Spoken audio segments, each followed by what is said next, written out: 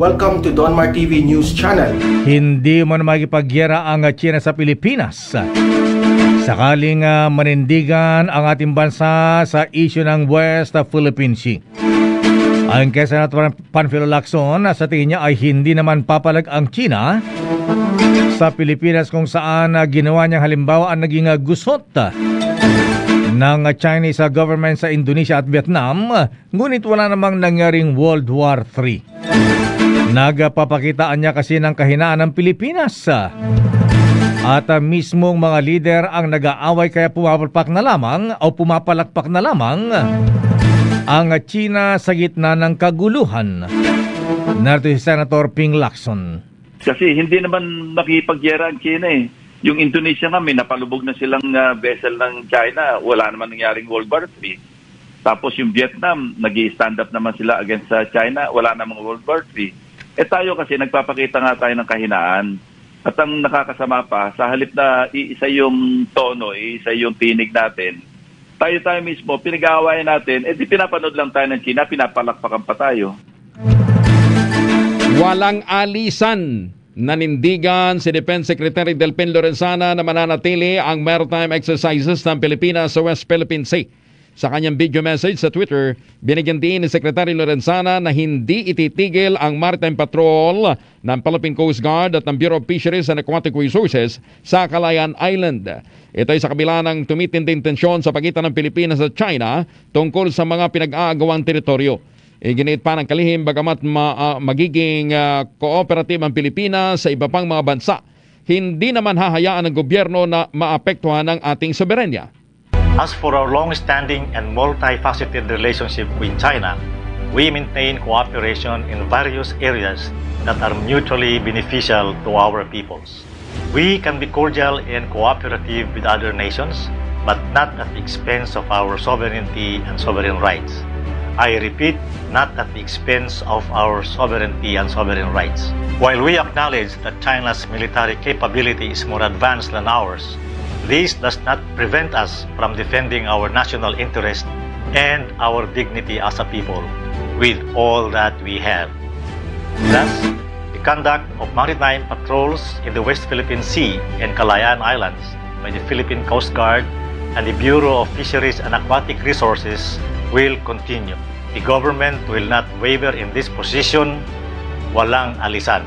There are reports saying na magtatayo daw po sila ng radar station sa Panatag Shoal. Can you confirm on that, sir? Well, we cannot stop China from doing his thing. Hindi nga na para ng Amerikano. Ano bang gawin ko? Declare war against China? I can. But we'll all lose our military and policemen tomorrow. And we are a destroyed nation. And we cannot assert even a single sentence of any provision that we signed. Ano bang gusto mo? Ang sinabi lang ng sinabi ko, nandoon kami ni Xi Jinping. And for the life of me, it was bilateral. Marami kami, ako, sa mga cabinet members, and I said, I will not invoke the arbitral ruling now. But there will be a time in my term when I will bring the issue back on the table, on the fourth square of the arbitral ruling, and it will come. When they shall start to tinker with entitlements, too big pa lang ngayon. And I said, your ship are welcome, just like Russia, to come here and dock, and let me see your armaments there. And Russia, sinabi ko rin, China.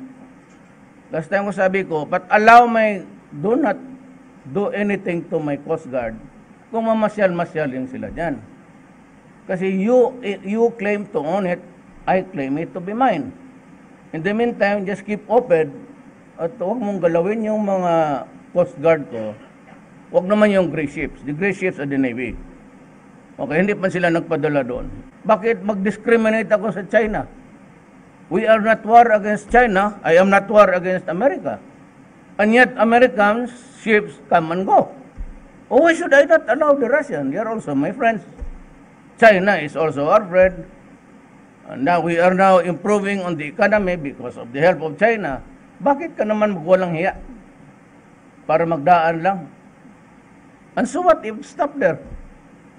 They admit that it is the territory, within the territory of the Philippines. That does not satisfy you.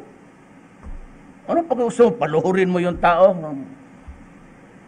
Ngayon, apaka nitpicking. Naghanap lang ng makalkal para when you run out of valid issues, yan ang ginagawa mo.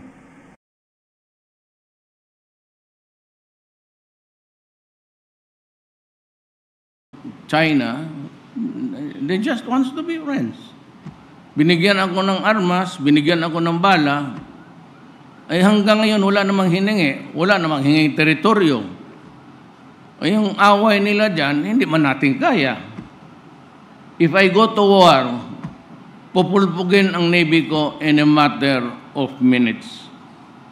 At kung makipaggera ako sa China, in 7 minutes, yung missile nila aabot ng Maynila. Bakit ako makipag-away? Bakit ko ipaubos ang pulis ko pati sundalo ko? Buhay yan. At bakit ko, you know, Red China or China, ang komunista, just wants to be friends with us. Binigyan nga tayo ng baril, binigyan tayo ng bala, pumunta ako doon because America failed to deliver what we ordered.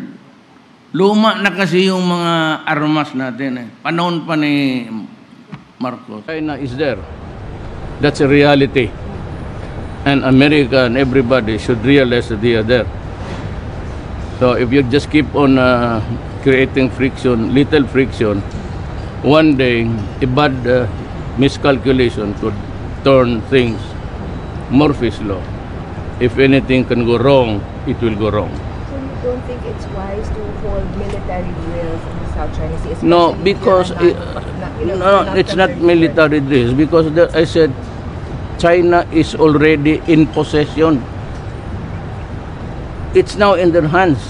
So why do you have to create frictions, strong military activity that will prompt a response from China? So it could be I do not mind everybody going to war, except that the Philippines is just beside those islands.